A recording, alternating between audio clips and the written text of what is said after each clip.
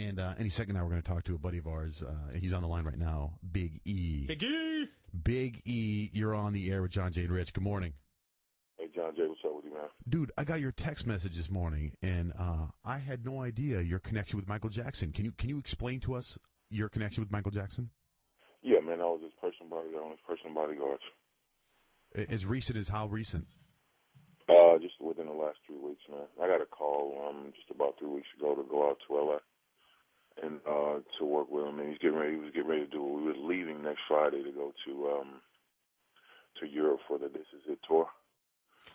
So, yeah, man, I just been with him night and day, man, for rehearsal, man, and any errands and going out with him every single solitary day.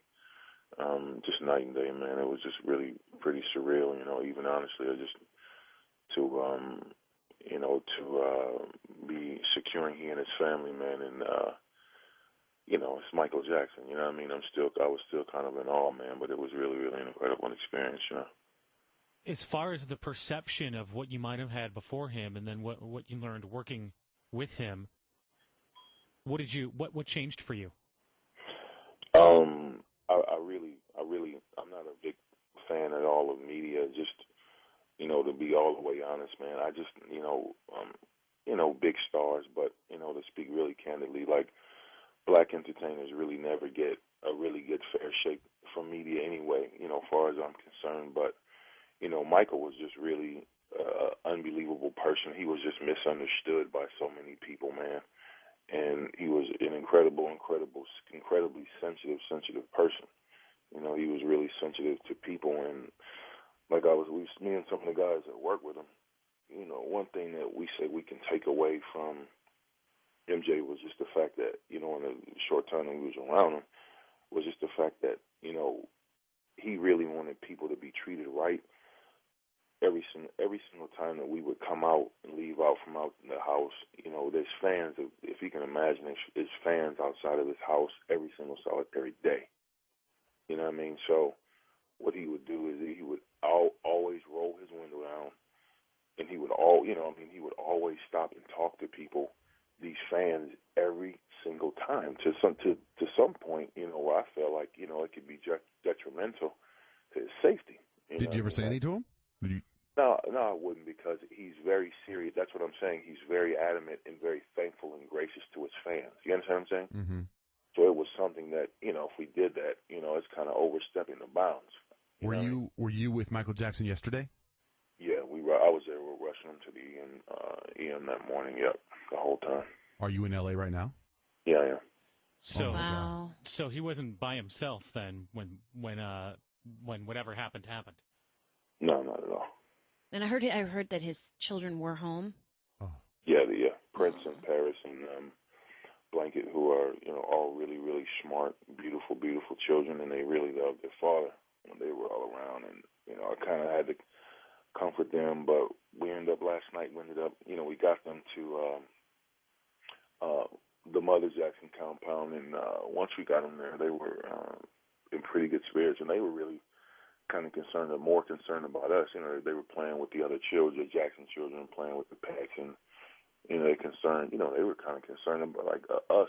It was kind of shocking. But they're really mature, really beautiful children. You know what I mean? So it was really interesting, man. But they were in really good spirits, and I remember Paris said, that's to me. She was really asking. She was like, well, what is going to happen with you guys? And she was, and she turned back and she was like, well, my daddy's in heaven. So Wow. Yeah. Wow, man. So were you like in the living room? Were you in the back room? Did you hear screaming and someone said call 911? And No. I had actually ran out for food, man. We were on the way to rehearsal, so I just kind of did a food run for some of the guys, and I got a call to come back immediately. So. Oh, man. And by the time I got back, man, it was, the texts were upstairs, and so I went upstairs, and it was just really, really crazy, man. Mm-hmm. If somebody would have told you a month ago what was going to happen in your life over the previous or the following 3 weeks, there'd be no way you'd believe it. No, I mean, like I said, I've worked with a lot of different stars and entertainers and stuff like that around.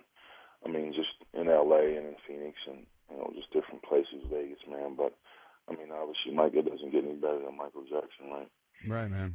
And you know, to have this happen, man, it was just really tragic. You know, we were practicing every day to get ready for the tour. We were at the you know, we was just practicing every day at the Forum, and then we, you know, the last couple of practices were at the Staples Center. So we were just getting ready for the tour, man. And you know, I told him like, I said, Mr. Jackson, so you look like you did 30 years ago. And he was like, thank you, you know. And, you know, and he was really getting back to, like, really where Michael Jackson formed. You know what I mean? Just watching him, he was really getting crisp and really just being MJ. You know what I mean? How did the show go for his European tour? Was he, like, what did he open with? What did he end with? Actually, ironically, man, like I was saying earlier, the last song was, I think, looking at the song list, it was going to be 19 songs, and the last song was going to be "Heal the World," the "Heal the World" song. Wow. So I forget which you know, what was in between. I think Billie Jean was close to the end, but I mean, you know, he was going to do some of the old Jackson 5 stuff, man, all the Billie Jean, Thriller. I mean, Dangerous. I mean, it was going to be, you know, the special effect. I mean, the whole show was just going to be really, really off the hook. You know what I mean? So, I mean, he was really going to give it to the fans, and that's what he kept talking about. You know what I mean? We want to make sure we give the fans a great show, and that's why we rehearse. We're rehearsing, and you know, it was an incredibly, incredibly huge production. It sounds like it was pretty far down the line. I wonder, and maybe you know, is there any film of that will ever be released, of maybe a performance or two from the rehearsals? Well, some of the camera guys were talking about that it might be HBO special behind the scenes. You know what I mean? Oh yeah, It was he would have it.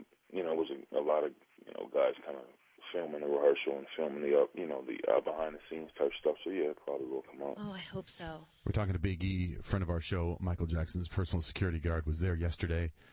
I'm in shock, dude. You know, I remember when I first met you, I came on the air the next day, and I was talking to you. We were at Sapporo's, I think, John Jay. Where were we? I think we were at Sapporo. Oh, that's right.